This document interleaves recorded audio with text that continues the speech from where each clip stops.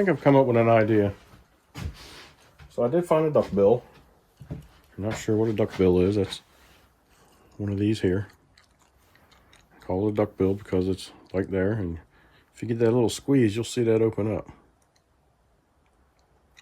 So basically, it's a check valve, basically. Allows air to pass one way, but not the other. In this case, allows fuel to, air to come in, but can't let fuel to go out. And it's a perfect fit for down in there, like we were talking about earlier.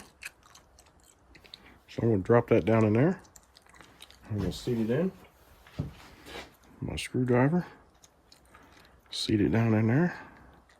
There we go. See it? Down in there. Now on the bottom here, it's got this little groove. I have no way of sealing that up to keep that duckbill in there. So what I'm going to do, I'm going to drop this Welch plug in there and I'm going to expand it.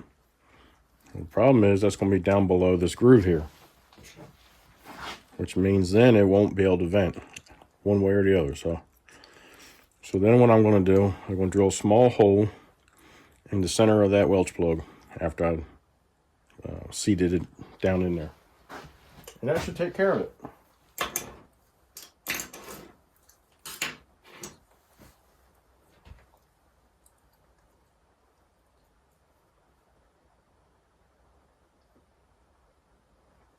So after I do that, I'll bring you guys right back. I'll show you how the finished product. All right, there's our finished product. It works. I can blow in, but I can't blow out. So that means that the pressures in the tank will stay there, the fuel will stay there, but as it cools down, it'll draw air in. So everything should be good.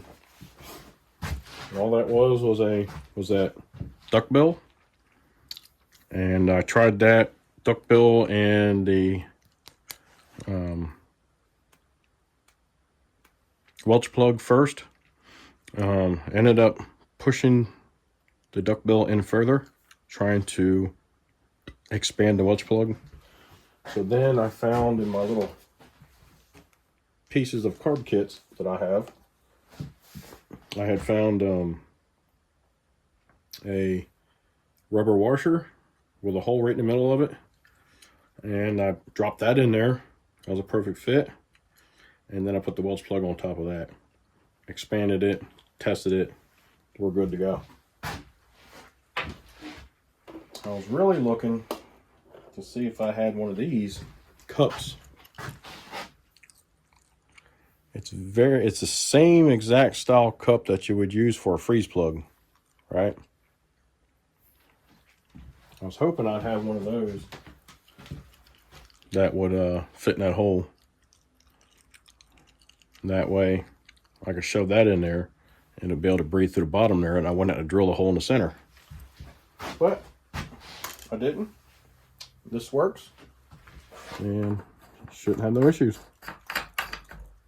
There we go. So next thing we got to do is get this thing fired up,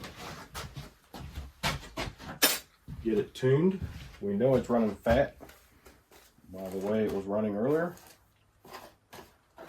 so we need to cure that problem.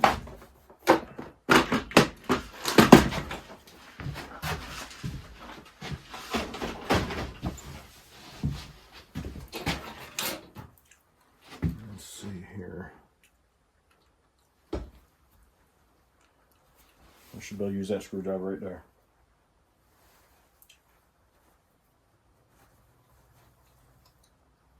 Somewhere.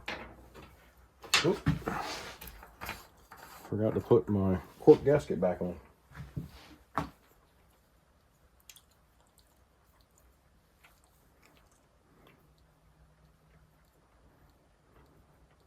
Basically all I'm doing is I'm rolling that gasket around the thread. Just kind of like threading it into place. Don't try to stretch a cork gasket. You'll break it every time, especially if it's dry.